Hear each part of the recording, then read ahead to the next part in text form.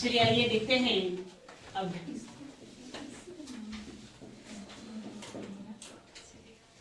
राज्यपाल की न्यायिक शक्तियां।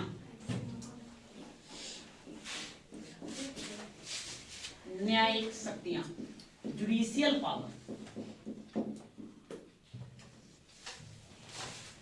देखिए न्यायिक शक्तियां जो होता है जुडिशियल पावर किसके पास होता है? जुडिशरी के पास, न्यायपालिका के पास। लेकिन राज्यपाल के पास भी न्यायिक शक्तियां, मतलब वो भी न्याय करने का काम करते हैं। इसको हम देखेंगे। इसको देखने के लिए आपको ज्यादा नहीं, दो आर्टिकलों पर ध्यान देना है। एक आर्टिकल 161 और एक आर्टिकल है 202। कितना? 202।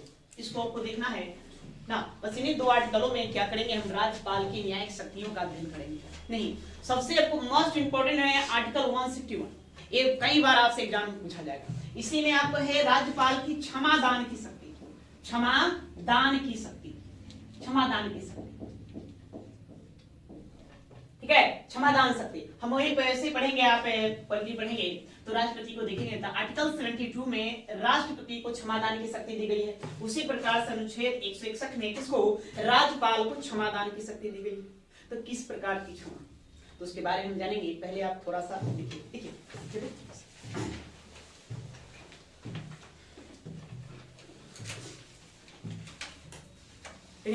राज्यपाल की न्यायिक शक्तियां अधोलिखित है।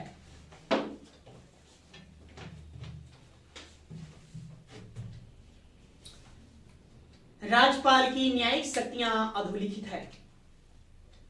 अधोलिखित है, डैश देंगे, डैश।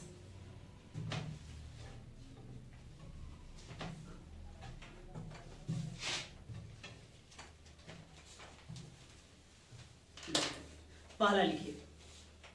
पहला, भारतीय संविधान के अनुच्छेद 161 के तहत, भारतीय संविधान के अनुच्छेद 161 के तहत, 161 के तहत राज्यपाल को क्षमादान की शक्ति प्राप्त है। राज्यपाल को क्षमादान की शक्ति प्राप्त है।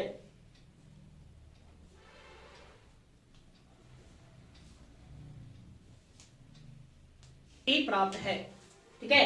तो सबसे पहले आपको आर्टिकल ध्यान में रखना है। सीधा सीधी प्रश्न आपसे पूछा जाएगा कि राज्यपाल की क्षमादान की शक्ति का उल्लेख कहां मिलेगा? तो कहां मिलेगा? अनुच्छेद 161 में, याद रखना है यहां। तो क्षमादान की शक्ति, तो कैसा क्षमादान की शक्ति, मतलब क्या क्या करेंगे इसमें, तो आपको ध्यान में रखना 5 बातें। पहला, एक क्या कर देंगे? क्षमा। दूसरा, प्रतिलंब,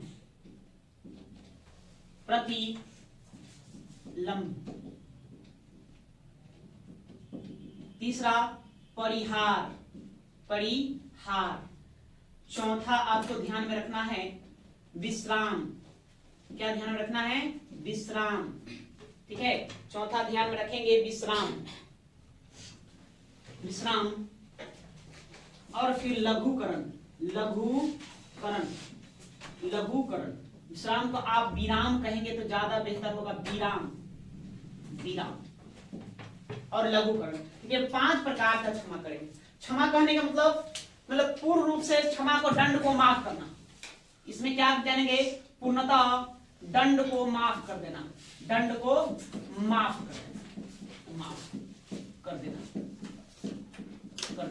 अर्थात जो भी बंदी है, जेल में बंद है, उस बंदी को इसमें क्या कर दिया जाएगा? बिल्कुल रिहा कर दिया जाएगा। ये वाली बात को ध्यान देना। प्रतिलंब, ये क्या होता है? प्रतिलंब। फिर उसके बाद परिहार, फिर उसके बाद विश्राम, फिर उसके बाद लघुकरण। एक 5 प्रकार की शक्तियां उनको दिया गया है। प्रतिलंब, इसमें आपको ध्यान रखना है कि दंडादेश को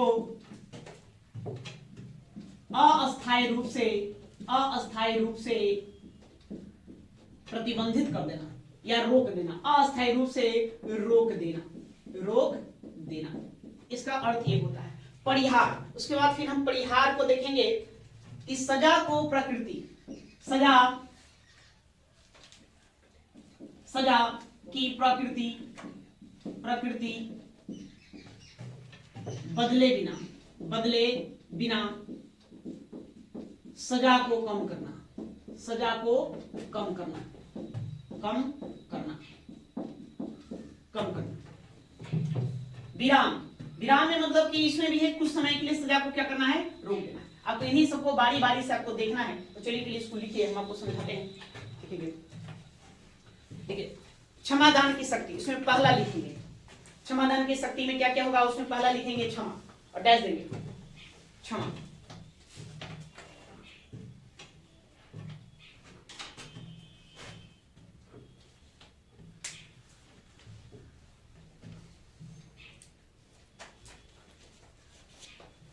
लिखेंगे इसमें दंड को पूर्णतः, इसमें दंड को पूर्णतः माफ कर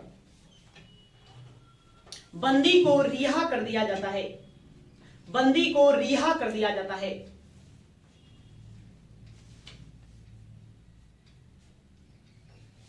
इसमें दंड को पूर्णतः माफ कर बंदी को रिहा कर दिया जाता है।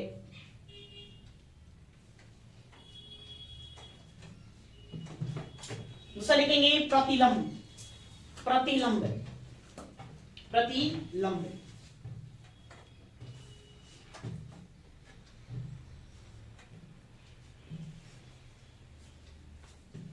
इसमें दंडादेश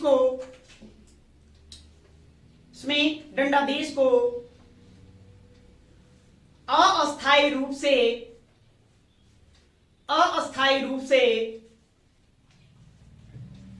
से स्थगित कर दिया जाता है, स्थगित कर दिया जाता है।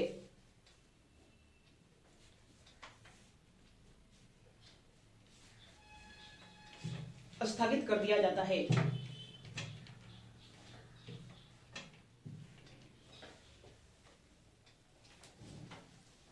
देखिए परिहार, परिहार,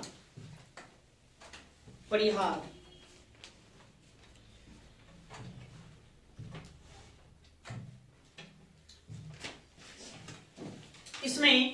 इसमें सजा की प्रकृति को, इसमें सजा की प्रकृति को बिना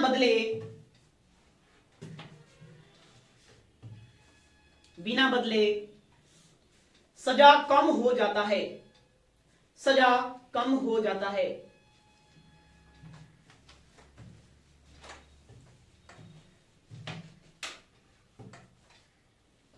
कम हो जाता है।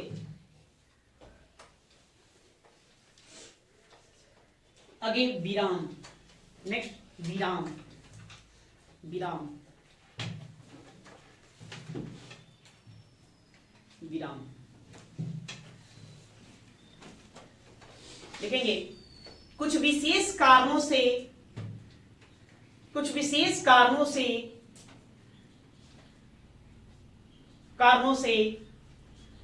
सजा को कम कर दिया जाता है, कुछ विशेष कारणों से सजा को कम कर दिया जाता है।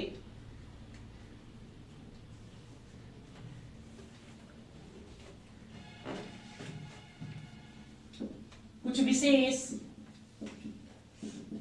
कारणों से सजा को कम कर दिया जाता है।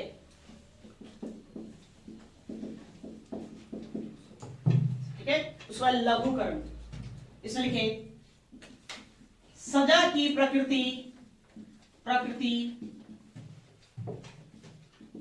बदले बिना सजा को कम कर दिया जाता है।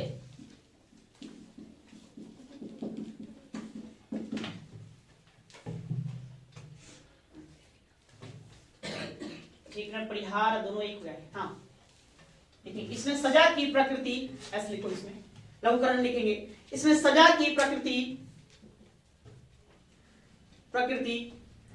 को बदल दिया जाता है, सजा की प्रकृति को बदल दिया जाता है। जाता है। अब यहां आप समझेंगे इस बात। राज्यपाल को क्षमादान की शक्ति प्रदान की गई किस अनुच्छेद के तहत? अनुच्छेद 161 ए आपको याद करने वाली बात है। अब क्षमादान मतलब होता क्या है, उसमें क्या राज्यपाल करे?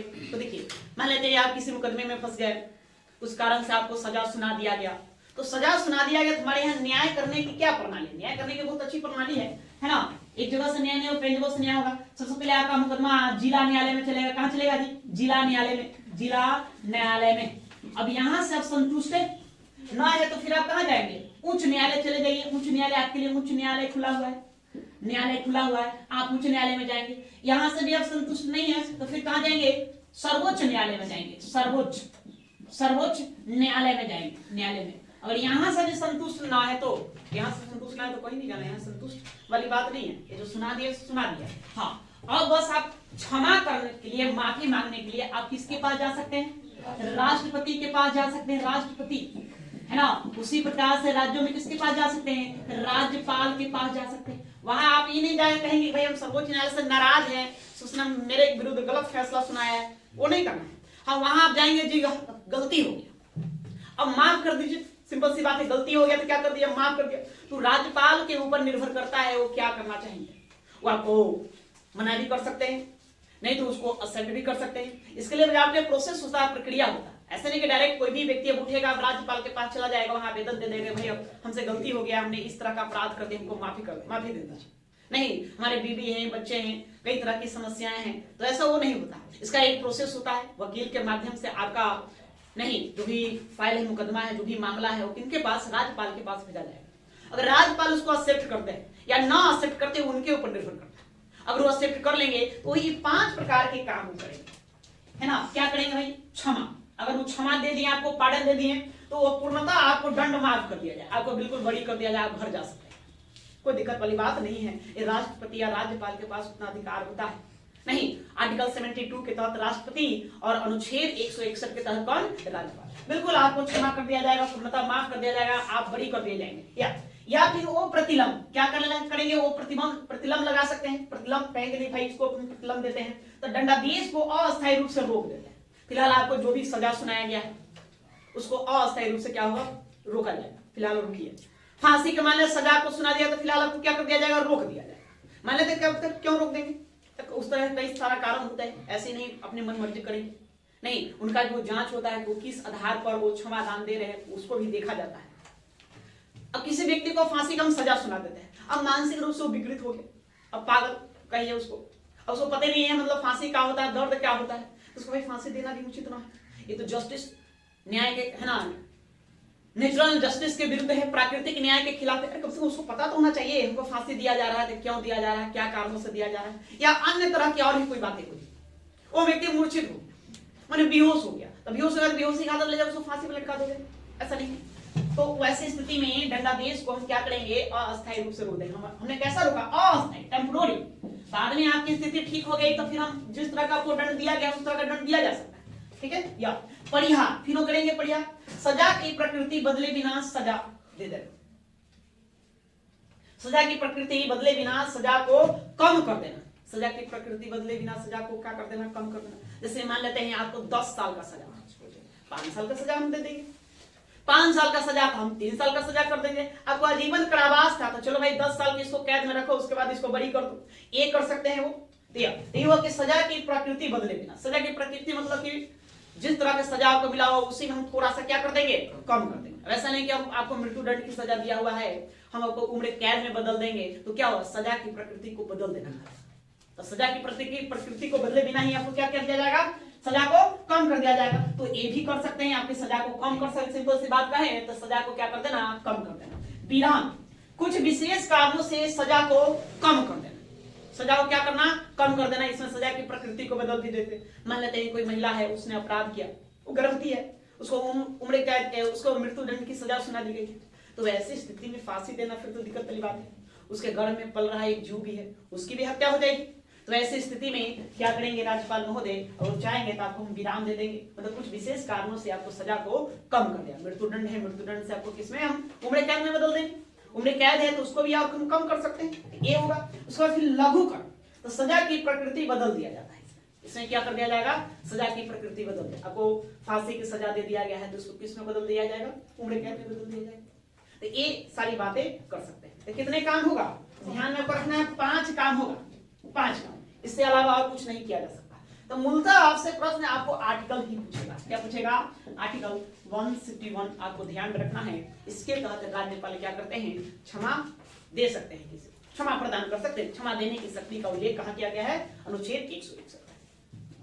और भी इसमें बहुत सारी बातें हैं कि कहां कहां वो नहीं कर सकते हैं। देखिए, तो राज्यपाल आपको उन्हीं अपराधों के लिए सजा कम कर सकते हैं, क्षमादान दे सकते हैं जो राज्य सूची में दर्ज हो। राज्य सूची में जो भी विषय है, उन विषयों पर यदि आप अपराध करते हैं तो वहीं पर क्षमादान देने का अधिकार किसके पास है, राज्यपाल के पास है। अगर वही आप संघ सूची के विषयों में किसी कोई अपराध करते हैं तो वहां फिर किसके पास जाएगा, राष्ट्रपति के पास जाएगा। फिर मतलब सैनिक न्यायालय, जो सेना का जो न्यायालय होता है, सेना न्यायालय द्वारा जो भी दंडादेश दिया जाएगा तो उसके एवज में आप राज्यपाल के पास नहीं जाएंगे। आप सुने होंगे जो भी सेना हमारे देश में है, आर्मी, तो आर्मी का अपना एक अलग कोर्ट होता है। फिल्म में आप देख रहे हैं जैसे कोर्ट मार्शल, इसको कोर्ट मार्शल कर दिया गया है, कोर्ट मार्शल करके निकाल दिया गया। कोर्ट मार्शल करने का मतलब क्या, सेना में आप हैं, अगर कोई अपराध करते हैं तो सेना का अपना अलग से न्यायालय है, उसका अपना जज है, अपना वकील है, वो लोग फैसला सुनाते हैं, वो तय करते हैं।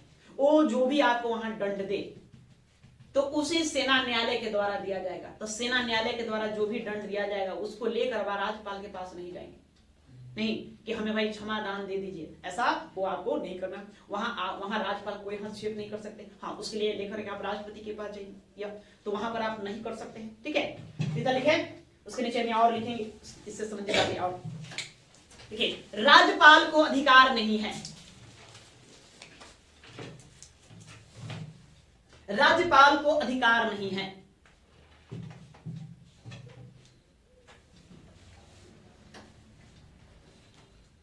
राज्यपाल को अधिकार नहीं है, डैश दो, 1 2 3 करके लिखेंगे।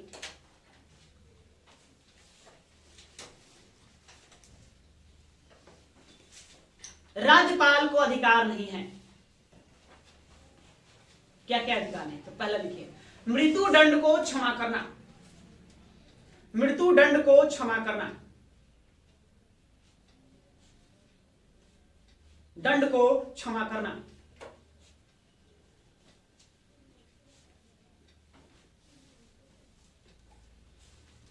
मतलब राज्यपाल मृत्यु दंड को माफ नहीं कर सकते।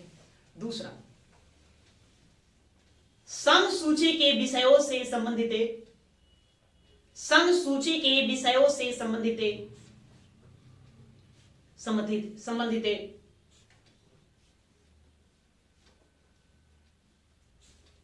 संघ सूची के विषयों से संबंधित किए गए अपराध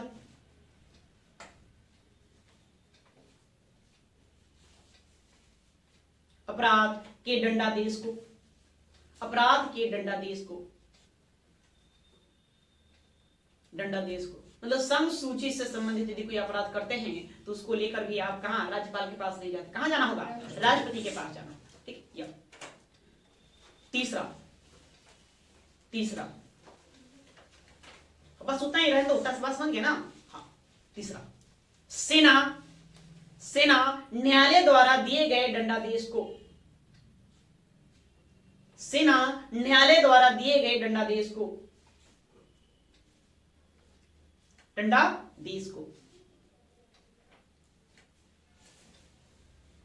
सेना न्यायालय द्वारा दिए गए दंडादेश को,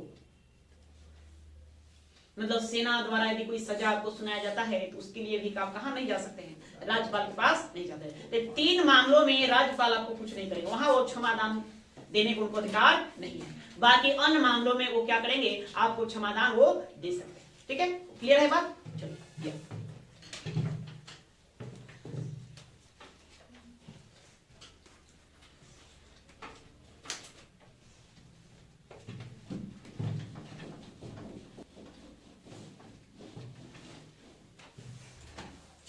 तो आर्टिकल 161 ध्यान में रहेगा, है ना, राज्यपाल को समाधान की शक्ति यहां पर दिया गया, इसका उल्लेख किया गया है। आर्टिकल 192 ध्यान में रखना, हमने इस पर एक बार चर्चा किया है।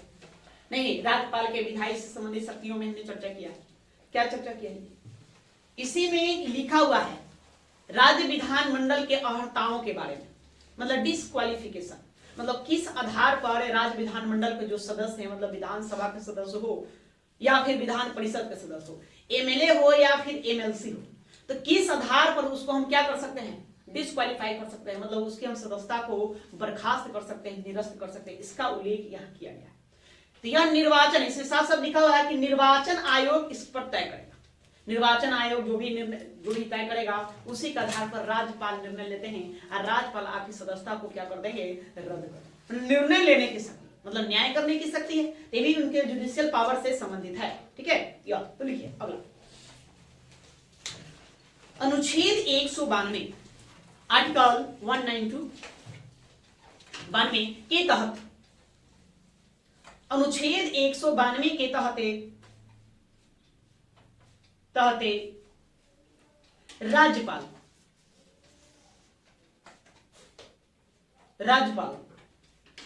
निर्वाचन आयोग के राय से,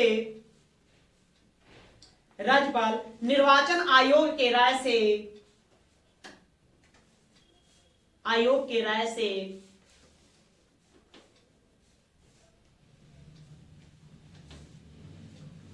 राज्य विधानमंडल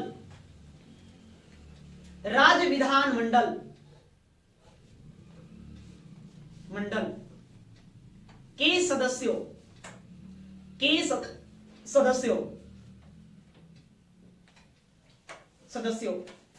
की निहरता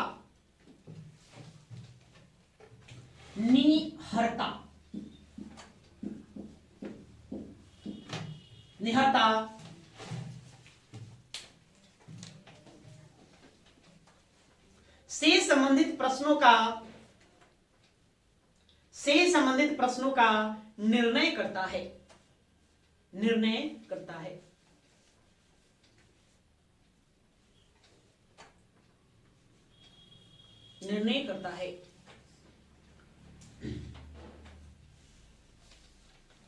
ठीक है, आर्टिकल 192 में आपको क्या क्या ध्यान में रखना है? देखिए, अब से भी प्रश्न दिया जाएगा सीधा सीधी कि बताइए कि विधानसभा सदस्यों की अयोग्यता का उल्लेख कहाँ है? 192 में। विधानसभा के जो भी सदस्य हैं या राज्य विधानमंडल के जो भी सदस्य हैं, उनके अयोग्यता का निर्णय कौन करता है? ऐसे वो मामला, उसका निर्णय राज्यपाल ही करेंगे, लेकिन वह निर्वाचन आयोग के संबंधित, निर्वाचन आयोग की सलाह लेंगे, उसी सलाह के आधार पर जो भी निर्णय होगा वो निर्णय कौन देंगे? राज्यपाल देंगे। नहीं, लेकिन सदस्यों की सदस्यता को बर्खास्त करने का राइट किसके पास है? तो राज्यपाल के पास। यही आर्टिकल 192 करता है। इसके अलावा और हम राज्यपाल के न्यायिक से संबंधित शक्तियों में देखेंगे। तुमने बताया है कि राज्य का जो भी हाई कोर्ट होता है, उच्च न्यायालय होता है, उस उच्च न्यायालय में न्यायाधीशों की नियुक्ति की जाती है। न्यायाधीशों की नियुक्ति करने का राइट राष्ट्रपति के पास है, लेकिन राष्ट्रपति इस संदर्भ में उस राज्य के राज्यपाल से भी क्या करेंगे? सलाह वगैरह अपना करते हैं। तो वहां भी इनकी हम जुडिशियल पावर देखने को मिलता है कि राज्यपाल की जुडिशियल पावर वहां भी आ जाती है। ठीक, तो अगले लिखो नेक्स्ट। उच्च न्यायालय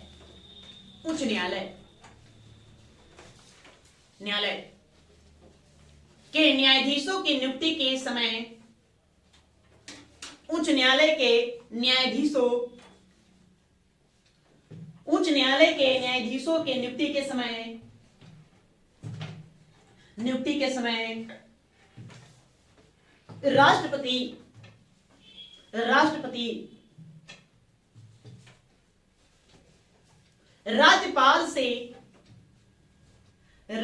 राज्यपाल से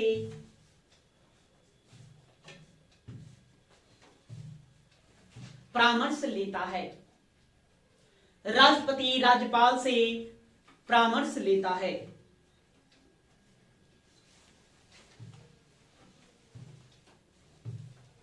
ठीक है, यह हो गया।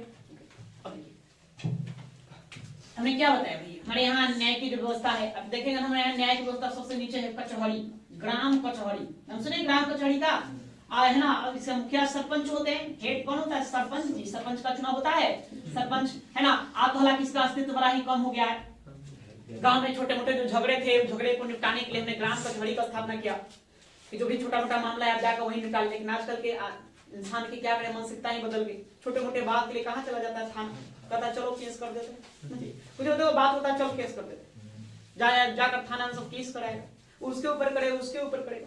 उसके बाद फिर क्या होगा, थानेदार भी क्या करता है कि हम माथा पीछे काहे लगे, वो केस को आगे फॉरवर्ड कर देता है न्यायालय के पास, जाओ भी न्यायालय, अब दोनों से झोला टांग के न्यायालय जाते रहे। ये करेगा। एक ग्राम कचहरी, पहले ग्राम कचहरी बना हुआ है, ठीक। इसके ऊपर आप जाएंगे तो फिर आपको जिला कोर्ट मिलेगा, जिला न्यायालय, जिला न्यायालय मिलेगा, न्यायालय, जिला न्यायालय के फिर ऊपर आप जाएंगे तो फिर क्या मिलेगा, उच्च न्यायालय मिलेगा, उच्च न्यायालय, उच्च न्यायालय मिलेगा, उच्च न्यायालय मिलेगा। उच्च न्यायालय के ठीक ऊपर जाएंगे तो फिर आपको क्या मिलेगा, सर्वोच्च न्यायालय, सर्वोच्च न्यायालय। हमारे यहाँ न्याय की यही पद्धति है, प्रणाली है, इस तरह से चलता है। तो सर्वोच्च न्यायालय के न्यायाधीश जो भी होते हैं, यहाँ जो भी जज बैठेंगे, न्यायाधीश बैठेंगे, इसकी नियुक्ति प्रेसिडेंट करेंगे, राष्ट्रपति। कौन करेंगे, राष्ट्रपति करेंगे। और यहाँ जो भी जज होंगे इनकी भी नियुक्ति कौन करते हैं, राष्ट्रपति करते हैं। सर्वोच्च न्यायालय के न्यायाधीशों की नियुक्ति के संदर्भ में राज्यपाल के पास कोई किसी प्रकार की कोई शक्ति नहीं, वो यहाँ पर कोई इंटरफेयर नहीं करेंगे। हाँ, लेकिन जब राष्ट्रपति महोदय उच्च न्यायालय में, राज्यों के उच्च न्यायालय में न्यायाधीशों की नियुक्ति कर रहे होंगे, तो जिस राज्य में उच्च न्यायालय है उस राज्य के राज्यपाल से परामर्श एक बार जरूर लें, सलाह वगैरह लेंगे। तो यहाँ पर मतलब क्या होता है, राज्यपाल की भूमिका देखने को मिलती है यहाँ, ठीक है। उसके बाद अब आ जाइए जिला न्यायालय। कहाँ जाएंगे, जिला न्यायालय। तो जिला न्यायालय में भी जज बैठते हैं, डिस्ट्रिक्ट जज। यहाँ जो भी जज बैठेंगे तो जज की नियुक्ति, यहाँ पर जो भी न्यायाधीश बनेंगे, बैठेंगे, तीन न्यायाधीशों की नियुक्ति करने का दायित्व राज्यपाल के पास, इसके पास है राज्यपाल। तो राज्यपाल अपना क्या करेंगे, यहाँ ये जिला न्यायालय के न्यायाधीशों की नियुक्ति, उसके पदोन्नति करने मतलब प्रमोशन वगैरह, इन सब को कार्य अपना कौन करेंगे, राज्यपाल ही करेंगे। इसके लिए वो क्या करेंगे, उच्च न्यायालय के जो भी न्यायाधीश होंगे, मुख्य न्यायाधीश होंगे, उनसे एक बार परामर्श लेकर इन लोगों की नियुक्ति कर देंगे। तो यहाँ पर जिला न्यायाधीशों की नियुक्ति करने का दायित्व किसके ऊपर है, राज्यपाल के ऊपर है। ये आपको ध्यान रखना। प्रश्न आपसे सीधा पूछेगा, है ना, निम्नलिखित में किस न्यायालय के न्यायाधीशों की नियुक्ति राज्यपाल महोदय करते हैं, तो उस समय आपको यही रहेगा। तो कहाँ करेंगे, किसको करेंगे, जिला न्यायालय को करेंगे। ये भी आपको ध्यान में रखना। देखिए आगे उसे लिखो, या लिखो आगे, राज्यपाल जिला जजों या जिला न्यायाधीशों, राज्यपाल जिला न्यायाधीशों, जिला न्यायाधीशों की नियुक्ति और प्रोन्नति, प्रमोशन, नियुक्ति और प्रोन्नति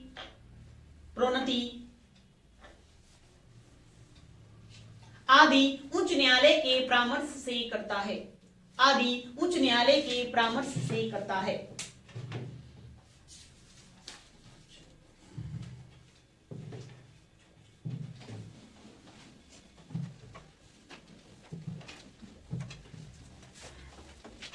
ठीक है, यह है राज्यपाल की न्यायिक शक्ति। न्यायिक शक्ति में क्या ध्यान रखना है, एक अनुच्छेद 161 समाधान की शक्ति, राज्यपाल क्या करेंगे, आपको समाधान देंगे, समाधान क्रिया के पास जाएंगे तो 5 तरह की कार्य करेंगे। दूसरा अनुच्छेद 192 ध्यान रखना है, राज्य विधानमंडल के सदस्यों की निहत्ताओं से संबंधित हुआ है, उसका निर्णय नहीं करेंगे, आप उसकी सदस्यता को बर्खास्त नहीं कर सकते, वो ध्यान रखना है। उसके बाद फिर राष्ट्रपति जब भी राज्य के उच्च न्यायालय में न्यायाधीशों की नियुक्ति करेंगे तो राज्यपाल से क्या करेंगे, परामर्श लेंगे, या राज्यपाल नियुक्त करेगा नहीं। उस राज्य में जो जिला न्यायालय होगा, जिला न्यायालय में न्यायाधीशों की नियुक्ति कौन करेंगे, राज्यपाल के द्वारा, उसका प्रमोशन भी राज्यपाल करेंगे। उसके लिए उच्च न्यायालय के न्यायाधीश क्या करते हैं, परामर्श देते हैं, वो आपको ध्यान में रखना है। अब ये राज्यपाल की विवेकीय शक्तियां, अब इसको पढ़ना है, राज्यपाल की विवेकीय शक्तियां।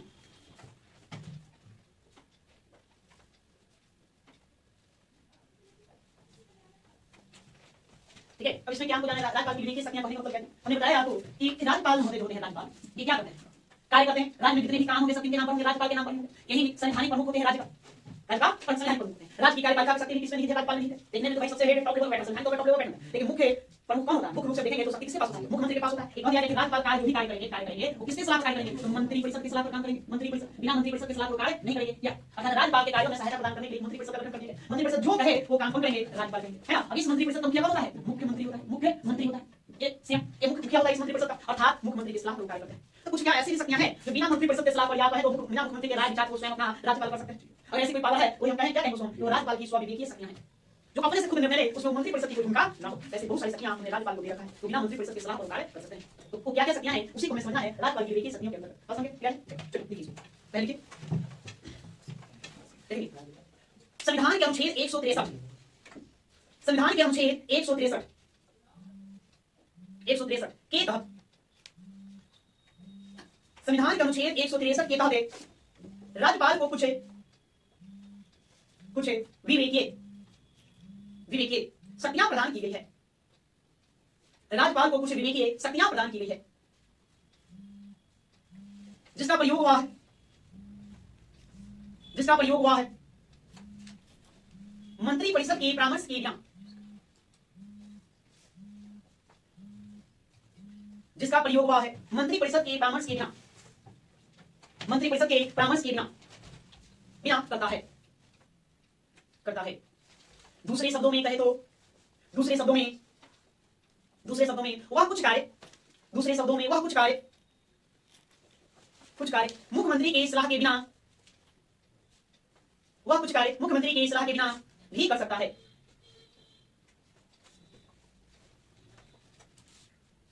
मुख्यमंत्री की सलाह के बिना भी कर सकता है, जो उसकी विवेकीय शक्ति के अंतर्गत आता है।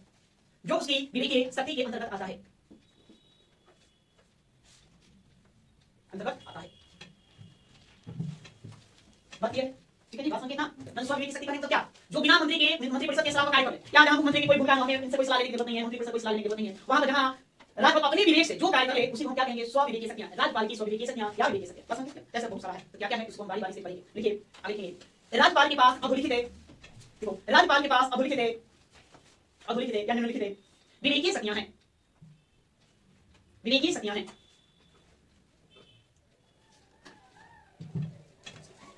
हमने पढ़ा था पिछले क्लासों में, है ना, राज्यपाल के विधायी शक्तियों में क्या क्या पढ़ा था। जो भी बात पढ़े सब नहीं जानना है, बस जानिए कि राज्य विधान मंडल ये क्या करेगा? कोई भी बिल पारित करेगा, अधिनियम पारित करेगा, पारित करके कहां भेजेगा? इनके पास कोई विधेयक को पारित करके किनके पास भेजेगा? राज्यपाल के पास भेजेगा। किनके पास आएगा? तो राज्यपाल हम क्या क्या करेंगे इसके साथ? वो हस्ताक्षर कर देंगे। तो जैसे ही हस्ताक्षर करें तो क्या होगा? कानून बन जाएगा। हस्ताक्षर करने से वो मना कर देंगे, हस्ताक्षर करने से क्या कर देंगे? मना कर देंगे। फिर वो क्या करेंगे? पुनर्विचार के लिए भेज सकते हैं, पुनर्विचार के लिए भेज देंगे। नहीं, उसके बाद फिर वो क्या करेंगे? राष्ट्रपति के लिए सुरक्षित रखेंगे, सुरक्षित रख लेंगे, रख लेंगे। ये कर सकते हैं। ना ही हाँ कहेंगे ना ही ना करें, मतलब कि उस ना साइन करने से मना करेंगे और ना ही वो साइन करके देंगे, ये भी होगा। ये सभी कार्य कर सकते हैं कौन? राज्यपाल कर सकते हैं। देखिए उनका अपना विचार कहाँ चल रहा है, तो दो में उनका स्पष्ट विचार रहता है। देखिए सभी विधेयक पर वो हस्ताक्षर करने के लिए मना नहीं कर सकते हैं। कुछ विधेयक है जिस पर हस्ताक्षर करने से मना कर सकते हैं, जिनमें वो हस्ताक्षर करते ही हैं। पुनर्विचार, तो पुनर्विचार करने के लिए उनको कोई कहता नहीं है। कोई विधेयक राज्यपाल के पास जाए तो ऐसा नहीं कि मतलब कोई कहे कि हाँ इनका एक बार आप फिर से लौटा दीजिए, फिर से पुनर्विचार करें, ऐसा वाली बात नहीं है। पुनर्विचार वो अपने विचार से करेंगे, अपना विवेक से वो क्या करेंगे? उस बिल को क्या कर सकते हैं? लौटा सकते हैं। तो उनका अपना स्व विवेक है। दूसरा, वो राष्ट्रपति के पास सुरक्षित रखना, राष्ट्रपति के निर्णय है ना। कुछ विधेयक ऐसे होते हैं जिसमें राज्यपाल को लगता है जैसे कि मतलब इसमें राष्ट्रपति की भूमिका आवश्यक है, इसलिए वो क्या करेंगे? राष्ट्रपति के पास भेज सकते हैं। जैसे हमने आपको बताया था कि आर्टिकल 200 अनुच्छेद 200 में स्पष्ट वर्णित है कि वैसा विधेयक या वैसा बिल जो उच्च न्यायालय की शक्तियों को कम करने से संबंधित हो, तो उसको क्या करेंगे? राष्ट्रपति के लिए सुरक्षित रख लेंगे। राज्यपाल उसको राष्ट्रपति के पास भेज देंगे पुनर्विचार करने के लिए, उनके निर्णय के लिए भेज देंगे। तो वहां पर क्या है? ये दोनों में क्या झलकता है? राज्यपाल की स्वविवेकी शक्तियां झलक रहा है ना। कोई दबाव किसी प्रकार का उन पर दबाव नहीं है, उनकी अपनी स्वविवेकी शक्तियां। एक शक्ति आपको यहाँ देखने को मिलता है, उसी प्रकार से और भी शक्तियां हैं। कौन कौन है उसको देखेंगे। तो एक लिखो इसको, देखिए अनुच्छेद 200 नंबर देंगे आप पहले 1 2 3 ऐसे करके लिखो, 1 2 3 नंबर देते चलो, क्या क्या है पॉइंट देते चलो। अनुच्छेद 200 के अनुसार, अनुच्छेद 200 के अनुसार राज्यपाल राज्यपाल विधानमंडल द्वारा पारित विधानमंडल द्वारा पारित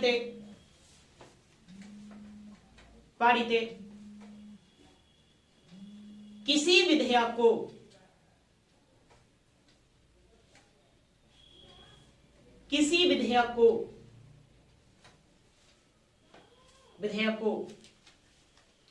राष्ट्रपति के लिए सुरक्षित रख सकता है। राष्ट्रपति के लिए सुरक्षित रख सकता है।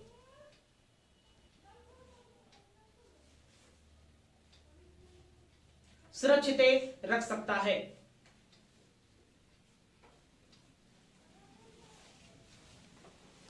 ठीक है, दूसरा लिखिए, सेकंड। स्वविवेक से राज्यपाल स्वविवेक से राज्यपाल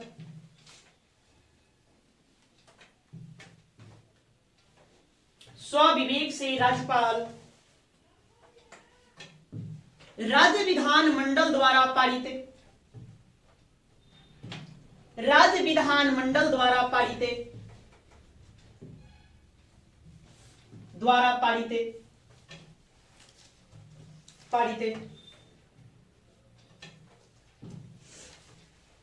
किसी विधेयक को एक बार पुनर्विचार के लिए भेज सकता है। एक बार पुनर्विचार के लिए भेज सकता है।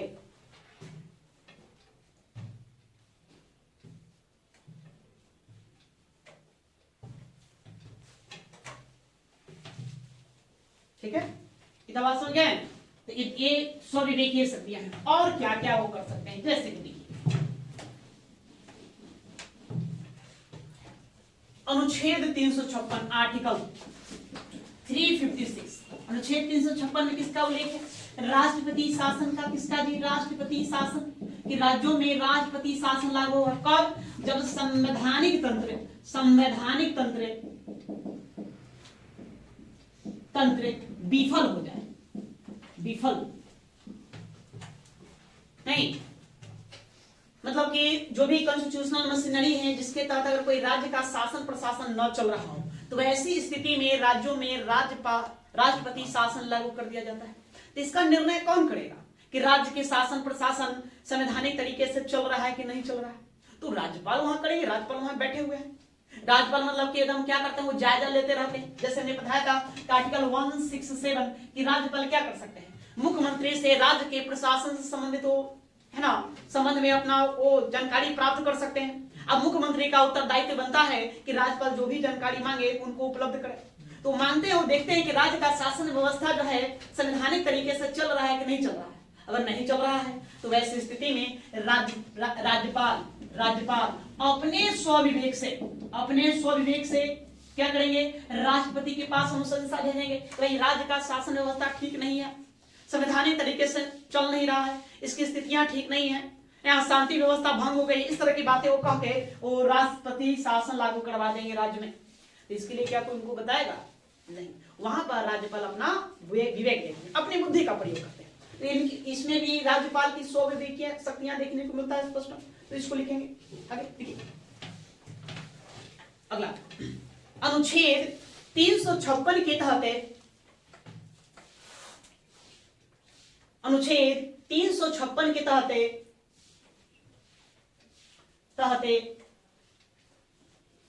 राज्य के संवैधानिक तंत्र के विफलता पर अनुच्छेद 356 के तहत राज्य के संवैधानिक तंत्र के विफलता पर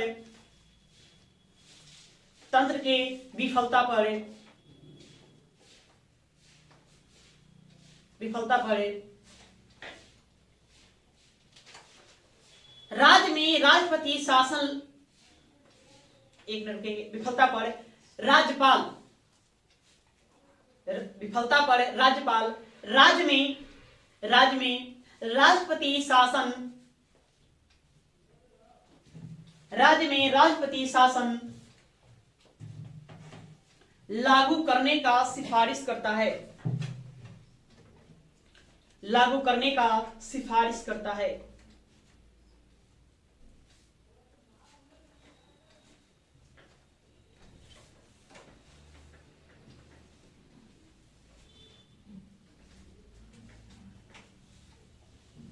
ठीक है, ओके, क्लियर। और आगे आइए, और क्या क्या है, अब यहाँ और देखेंगे। हमने पढ़ा था अनुच्छेद 213 आर्टिकल 1213 पढ़े थे। अनुच्छेद 1, 2, 3 इसके तहत क्या करेंगे, राष्ट्रपति अध्यादेश जारी करते हैं और इसके तहत राज्यपाल क्या करता है, अध्यादेश जारी करता है। अध्यादेश हमने यहाँ पढ़ा। तो कब अध्यादेश जारी होता है, जब राज्य विधानमंडल अपने सदन में न हो, सत्र में न हो, सेशन नहीं चल रहा हो। वैसी स्थिति में अगर राज्य को किसी कानून की आवश्यकता पड़ जाए और बहुत जरूरी लगे तो ऐसी स्थिति में राज्यपाल क्या करेंगे, अध्यादेश के माध्यम से उसको लागू कर सकते हैं। राज्य विधानमंडल कहता है हमको, है ना, मंत्री परिषद उनको कहता है कि भाई लागू कर दीजिए। तो वैसी स्थिति में राज्यपाल के पास ये भी अधिकार है कि वह इसको राष्ट्रपति के निर्णय के लिए भेज दे। मतलब है ना, ऐसी स्थिति में अध्यादेश जारी करने के लिए मंत्री परिषद राज्यपाल को कहे तो अनिवार्य रूप से उसको क्या करेंगे, वो लागू कर देंगे। ऐसी वाली बात नहीं, वो क्या कर सकते हैं, इस अध्यादेश को राज्यपाल राष्ट्रपति के पास वो क्या करेंगे, भेज सकते हैं राष्ट्रपति के निर्णय के लिए। राष्ट्रपति जो अपना कहें उसके अनुसार ये काम होगा। क्लियर है, ये लिख दीजिए इसको। देखिए आगे, अनुच्छेद 213 के तहत, अनुच्छेद 213 के तहत 13 के तहत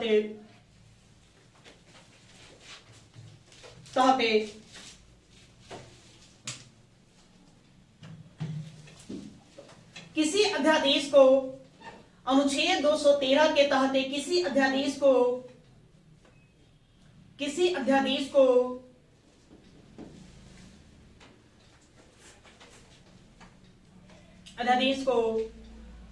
राज्यपाल राष्ट्रपति के निर्णय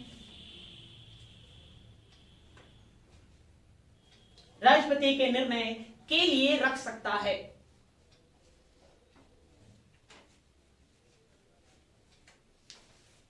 के लिए रख सकता है।